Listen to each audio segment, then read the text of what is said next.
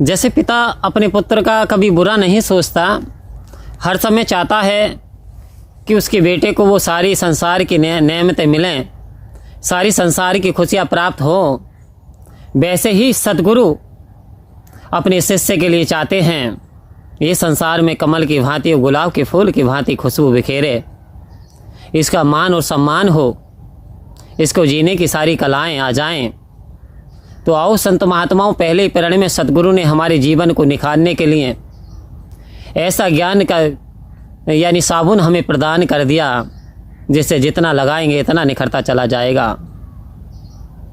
कह रहे हैं जिसकी वस्तु उसकी समझो, काम नहीं तकरार का है। कहे अवतार ये पहला प्रण है, तन मन धन निंकार का है। कहे अवतार ये पहला प्रण है, ये पहला वचन है, तन मन धन निंकार का है। अब मनुष्य के जीवन में दुख के कारण क्या हैं? इंसान दुखी क्यों है? इन 3 कारणों से इंसान दुखी है। सतगुरु ने कितनी असीम कृपा की, यानी यूं कहें कि 20% हमारे दुखों को एक ही प्रण में दूर कर दिया। 20% दुख पहले प्रण में हमसे ले लिए, और हम क्या सोचते हैं कि तन मन धन निंकार का है, अब ये तुम्हारा है नहीं, तुमने निंकार को दे दिया तो हमारा कुछ बचा नहीं। तो कह रहे पहले प्रण में छीन लिया, कुछ निगेटिव सोच कि पहले प्रण में ले लिया। लेकिन संत महात्माओं, आखिर सतगुरु ने पहले प्रण में ये हमें रहस्य बता दिया, ये जो तन है तेरा, ये परमात्मा की देन है, ये धन है परमात्मा की देन है। तन मन धन निंकार का है, ये मन भी जो तुझे परमात्मा का समझना है। क्योंकि जब तूने जन्म लिया तब फैमिली वालों ने, रिश्तेदारों ने तेरे बड़े जश्न मनाए, बड़े ढोल तमाशे पीटे गए, बड़े भांगड़ा किया गया कि लड़के का जन्म हुआ है।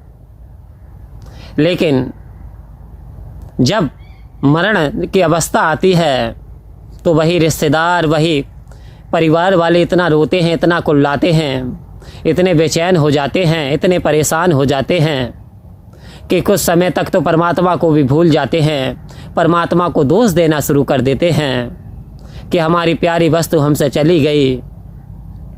लेकिन यहाँ सतगुरु कह रहे हैं तेरा है ही नहीं, जिसकी वस्तु उसकी समझो, काम नहीं तकरार का है।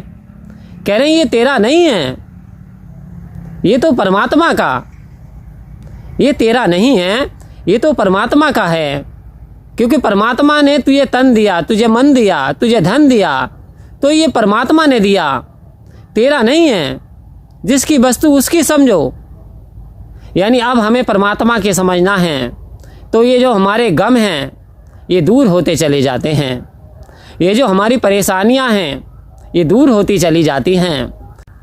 तो ये वास्तव में यदि हम अपना मन समझते हैं और कोई गाली दे करके चला गया, किसी ने बुरा बोल दिया, तो वास्तव में मन को पीड़ा होती है। कोई हमारी इच्छा पूरी नहीं होती तो मन को पीड़ा होती है। तो कह रहे तन मन धन परमात्मा को दे देगा तो तेरी पीड़ा जो है, तेरा कष्ट है, ये जो तेरी सारी समस्याएं हैं, तो वास्तव में ये पहले प्रण में ही सदगुरु ने कृपा करके ख़त्म कर दी। क्योंकि तन तुम्हारा है नहीं, मन तुम्हारा है नहीं, धन तुम्हारा नहीं है। अब तुम्हारे पास मान लो पहले जैसा धन नहीं है, या फिर कोई बिजनेस अच्छा नहीं है, या फिर पैसे का अभाव है, तो ये अभाव तुम्हारा नहीं, परमात्मा का है। अब अरदास परमात्मा से करनी है कि करन करावन हार तू, सब कुछ तेरे पास, अंग संग तुझको देख के दास करे अरदास। तू राजा अधिराज है, मैं दासों का दास। आओ संत महात्माओं कह रहे हैं अपने आप को इतना निवाना, इतना छोटा बना ले, जैसे छोटा सा बच्चा था, तेरे अंदर इतनी बुद्धि नहीं थी, सोच समझ नहीं थी, चलता भी नहीं था, तो फिर तुझे स्नान कौन कराता था? माँ। तुझे गीले में से उठा के सूखे में कौन रख देती थी? माँ। तुझे समय पे दूध कौन पिलाती थी? माँ। लेकिन तू तो चालाक नहीं था, भोला था, तो तेरे सारे काम हो रहे थे। आज भी ऐसे ही भोले बन जाने की ज़रूरत है। आज मान सम्मान की बात आए तो परमात्मा की तरफ इशारा कर देना है, सतगुरु की तुझे मान बढ़ाई करनी है। क्योंकि मुझे कौन पूछता था तेरी बंदगी से पहले, एक बुझा सा दिया था तेरी रोशनी से पहले।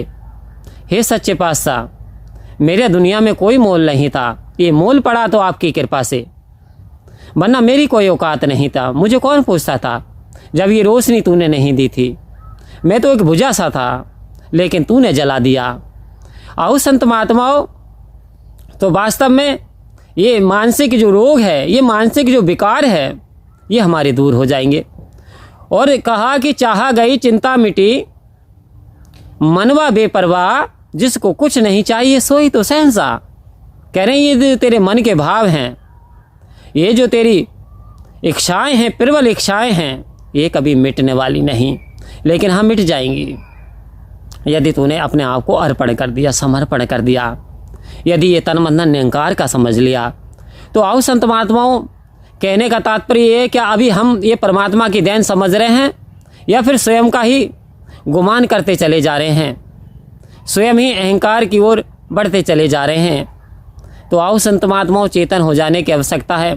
ये परमात्मा की देन है कि आओ संत महात्माओं, संतों ने कहा कि क्या भरोसा है इस ज़िंदगी का, आदमी बुलबुला है पानी का। इंसान तेरे जीवन का कोई भरोसा नहीं। बरसात के दिनों में बुलबुले बनते हैं और बुलबुला फूट जाता है।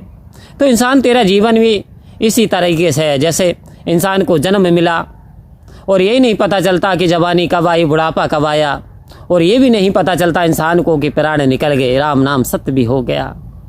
तो कह रहे हैं तेरे जीवन का कोई भरोसा नहीं, पानी के बुलबुले के समान तेरा जीवन है।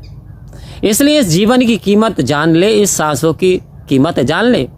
कहीं ऐसा ना हो कि ये सांसें जो कीमती हैं ये व्यर्थ में चली जाएं, कि गया समय फिर हाथ ना आए, अंतकाल पछताएगा, धर्मराज ने यम जो भेजे नैनो नीर बहाएगा। अक्सर आपने देखा होगा बहुत सारे व्यक्तियों के मरते वक्त, प्राण त्यागते समय आंखों से नीर भी निकलते हैं, क्योंकि वो जीव पछता रहा है कि उमरिया बिता दे राम नहीं जाना। अब राम नहीं जाना तो ये संसार मेरे काम नहीं आना, अब संसार में मुझे कोई नहीं बचाने वाला। अब ये यम के दूत तो बड़े डरावने हैं, बड़ी सजाएं मिलने वाली हैं। तो कह रहे गया समय फिर हाथ ना आए। इंसान हीरा जन्म मिला है, ये दांतों में मत उलझा, ये जो दुनियावी वस्तुओं में मत उलझ कि दांतों में फंस करके दाता ना भुला देना। ये जन्म अमूलक है, इसे यूं ना गवा देना। हीरा जन्म है, कौड़ियों में नहीं बेचना। संत महात्माओं, एक एक सांस की कीमत है। कह रहे ये समय हाथ आने वाला नहीं, गया समय फिर हाथ ना आए, अंतकाल पछताएगा। अंत में पछताने से भी कुछ नहीं होने वाला। इसलिए समय रहते हुए समय की कदर कर ले, समय रहते हुए इस सत्य की जानकारी कर लो, इस अनंत परमपिता परमात्मा रमेति रमेति राम की जानकारी कर लो। वास्तव में ये तेरे जानकारी काम आएगी, वास्तव में तेरी आत्मा का कल्याण हो जाएगा, वास्तव में तेरे जीवन में आनंद आ जाएगा, वास्तव में तेरा जीवन चमक जाएगा यदि तूने इस परमपिता परमात्मा का संग कर लिया। तो आओ संत महात्माओं, इसका संग की जानकारी नहीं हुई तो कृपा करके सत्संग में जाया करो और अच्छे अच्छे वचन जीवन में उतारो, अपनी बुराइयों को निकालो, दूसरों के गुणों को देखो और अपने हमेशा हम अवगुणों को देखो। दास भी ऐसी मांग मांगता है कि सतगुरु हमको तुम्हारी मेहरबानी चाहिए, खुश रहे हरदम वही तो जिंदगानी चाहिए, और तेरे चमन की हर कली ये मेरे दाता मुस्कुरानी चाहिए, मुस्कुरानी चाहिए। परम प्यार से बोलिए धन्यवाद जी।